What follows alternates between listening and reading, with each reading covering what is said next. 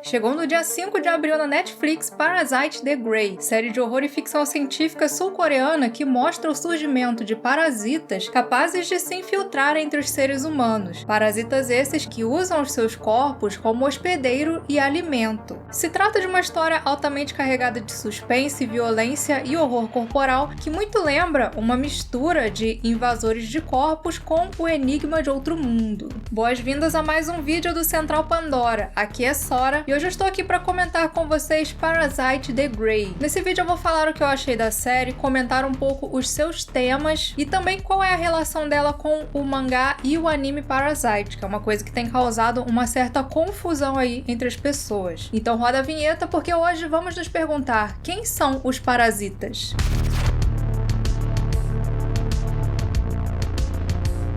Parasite surgiu como uma série em mangá criada por Hitoshi Iwaki, publicada inicialmente no Japão entre 1989 e 94. Sua história começa com o surgimento inexplicável de larvas chamadas parasitas que invadem os corpos dos seres humanos através do nariz ou orelha e passam a controlar o seu cérebro. Seres que passam a se infiltrar de forma invisível na sociedade e passam a devorar outros membros da espécie do seu hospedeiro. O protagonista dessa história é Shinichi Izumi, um jovem que quase acaba uma vítima desses parasitas, mas que por um acaso impede que esse parasita chegue no seu cérebro. A criatura amadurece no braço direito de Shinichi e desenvolve o seu próprio intelecto, criando assim um caso bem incomum, onde parasita e hospedeiro dividem o mesmo corpo. E o que começa como uma relação bem estranha de medo e incompreensão, afinal, humanos também eram um mistério para os parasitas, acaba se tornando uma parceria por sobrevivência. Eles não apenas encontram outros parasitas, mas passam a ser visados por eles quando é descoberto que o cérebro de Shinichi permanecia intocado, mesmo com a presença do parasita Mig. Essa mistura entre humano e parasita faz do Shinichi um tipo de super-humano. Porém, ele não apenas se torna o epicentro de várias desgraças, mas também começa a perder parte da sua humanidade, enquanto Mig, em contrapartida, vai aprendendo aos poucos a diferença entre o que é um humano e o que é ter humanidade. Apesar de ser uma história do início dos anos 90, Parasite foi adaptado em 2 filmes live action entre 2014 e 2015, além de ter virado também um anime chamado Parasite The Maxim em 2014, anime que atualmente está na Netflix e é excelente para quem tem vontade de conhecer essa história. Mas e a série? Então, Parasite The Grey, apesar de ser parte da mesma franquia, não é uma adaptação da história do Shinichi. Na verdade, a série coreana é um spin-off, uma leitura original do mundo do mangá com uma história e personagens inéditos. História essa dirigida e coescrita pelo Yeon Sang-ho, conhecido pela direção do filme Invasão Zumbi.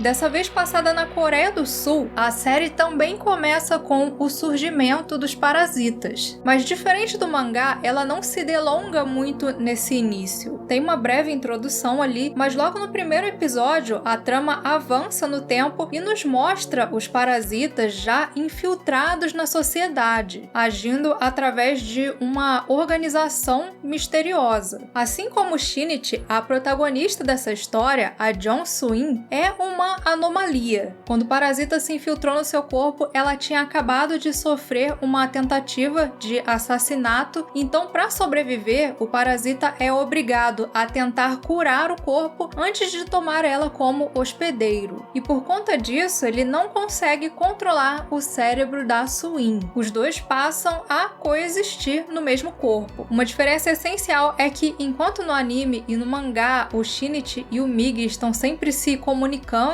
a Soo-in e o seu parasita nunca estão conscientes ao mesmo tempo. Uma coisa que faz o Parasite original ser uma obra tão querida é que no meio de toda adrenalina e terror, ele levanta umas questões filosóficas muito interessantes, em especial sobre o sentido da humanidade, sacrifício e qual é a posição da espécie humana em relação ao planeta e às outras espécies. É uma história que você começa a acompanhar achando que vai ser ser um terror e body horror sem muita pretensão, mas no fim acaba ficando com você. É aquela história que fica na cabeça. E a série, enquanto também é bastante carregada no terror e na ação, coloca os parasitas de uma outra perspectiva. Logo no início da trama é revelado que já existe uma força secreta especializada na caça aos parasitas. Depois de um ataque público de um desses parasitas em uma festa, a humanidade logo começa a estudar essas criaturas e assim se forma o time Grey, que não só sabia como matar ou parar esses parasitas, mas também tinha com eles o que eles chamam de cão de caça. O cão de caça era um parasita que eles mantinham aprisionado com um capacete especial que ajudava esses humanos a detectarem a presença de outros parasitas. Porque sim, eles têm essa capacidade de sentir a presença um do outro. Quando é identificada uma concentração dessas criaturas no distrito de Namil, o time Grey vai até lá e começa a trabalhar junto com a polícia com a intenção de encontrar e eliminar esses parasitas. Isso enquanto um gangster chamado Seo Kang-woo começa a procurar pela sua irmã desaparecida e nessa busca ele acaba descobrindo sobre a Suin e o seu parasita Hyde, um apelido que ele dá em referência a Jekyll e Hyde, de O Médico e o Monstro. Porém, apesar desse apelido, não demora para Kyung perceber que Suin não era um monstro. Na verdade, apesar de ter essa peculiaridade, ela era alguém que, assim como ele, só estava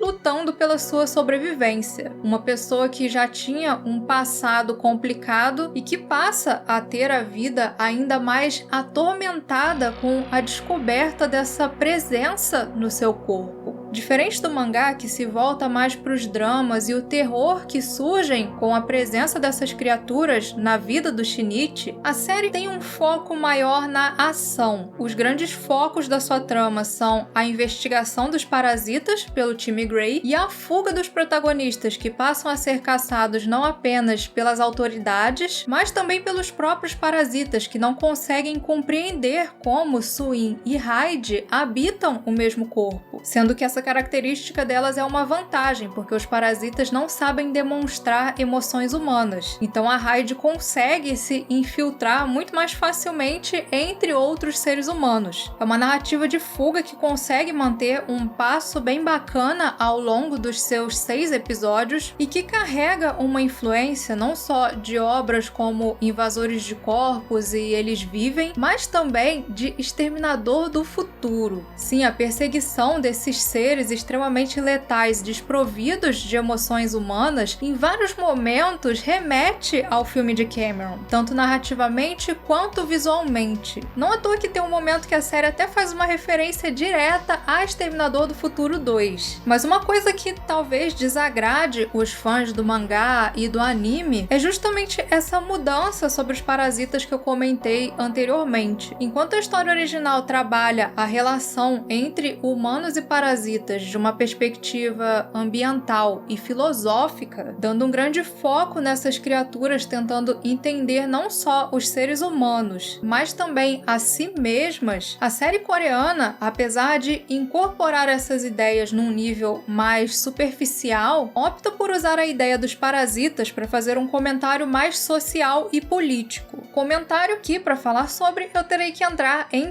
spoilers. Enquanto é mantida a ideia dos parasitas serem desprovidos daquilo que nós chamamos de humanidade, na série eles funcionam mais como uma alusão à relação entre humanidade e poder. Ao entender os seres humanos, eles percebem que, apesar de nós sermos uma espécie frágil, uma coisa que vinha como uma força, uma vantagem em relação a eles, era o fato de termos formado uma unidade, uma organização. E assim eles concluem que a melhor forma de nivelar as coisas seria formando também a sua própria organização. Acontece que logo esses seres que tinham como objetivo puro e simples consumir corpos humanos, percebem que eles não precisavam parasitar um ou outro humano apenas. Se eles chegassem no topo do que é chamado na série de organização humana, eles poderiam parasitar a humanidade como um todo. E assim,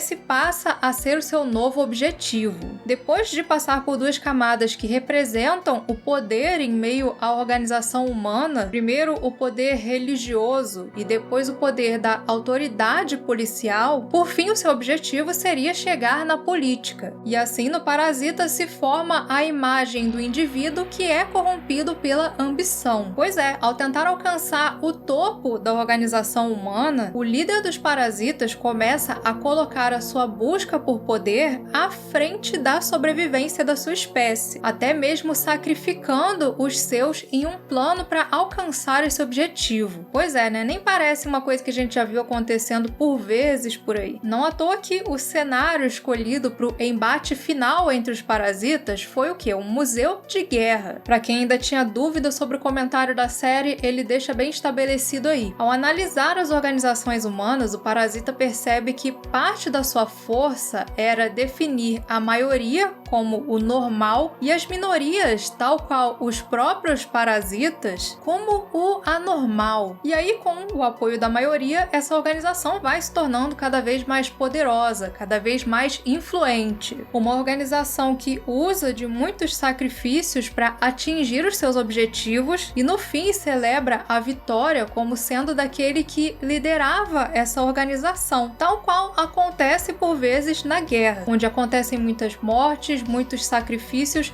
e tudo acaba reduzido a poucos nomes. Mas em contrapartida a essa visão, nós temos a Suin e a sua face oculta Hyde. Na protagonista, a série explora um outro lado da humanidade. Rejeitada pela mãe e agredida pelo pai na infância, Suin acreditava que era um monstro, uma pessoa que não tinha um lugar em meio a essa organização que é a humanidade. E parte da jornada da personagem na série é perceber que o tempo todo havia à sua volta pessoas que tentavam ajudar ela, mesmo sem ter nenhum benefício real com isso. Enquanto de um lado a série coloca a organização da perspectiva de uma concentração de poder que coloca a sobrevivência de uns acima da dos outros, do outro ela coloca a organização humana como a nossa capacidade de enxergar o próximo como parte de um coletivo, da nossa habilidade de ter empatia pelos nossos semelhantes e de agir para fazer do mundo um lugar melhor para todos, mesmo que isso soe ilógico do ponto de vista da pura sobrevivência. É uma visão bem menos cínica sobre a humanidade do que o mangá, que traz uma visão da humanidade como uma espécie mais egoísta, que até a bondade humana é só questão de sobrevivência. Nós protegemos o planeta porque nós queremos que ele continue existindo pra gente sobreviver e nada mais. Apesar de levar o nome do mangá e ser completamente baseada nesse universo, Parasite the Grey é uma série que pode tranquilamente ser apreciada de forma independente. Na verdade, eu pessoalmente acho que é até melhor você levar por essa perspectiva. Isso porque eu acho que o mangá traz as suas discussões de forma muito mais interessante, mas isso já é uma visão assim muito pessoal minha. Tendo poucos episódios, a série parece que tem consciência dessa sua limitação e traz assim uma abordagem diferente, mas que também continua atual e completamente satisfatória. E o melhor de tudo é que a história da série é fechada. Se ela parar por aqui, tudo bem, não ficou nenhuma ponta solta. Tem ali no final um fanservice do Shinichi aparecendo para encontrar o time Grey, mas eu acho que foi aquela coisa colocada só como uma referência, não é bem uma intenção de continuar a história. Pelo menos não me pareceu isso. Mas uma coisa que eu achei interessante é que essa série, ela abre a possibilidade de começar a se explorar aparições de parasitas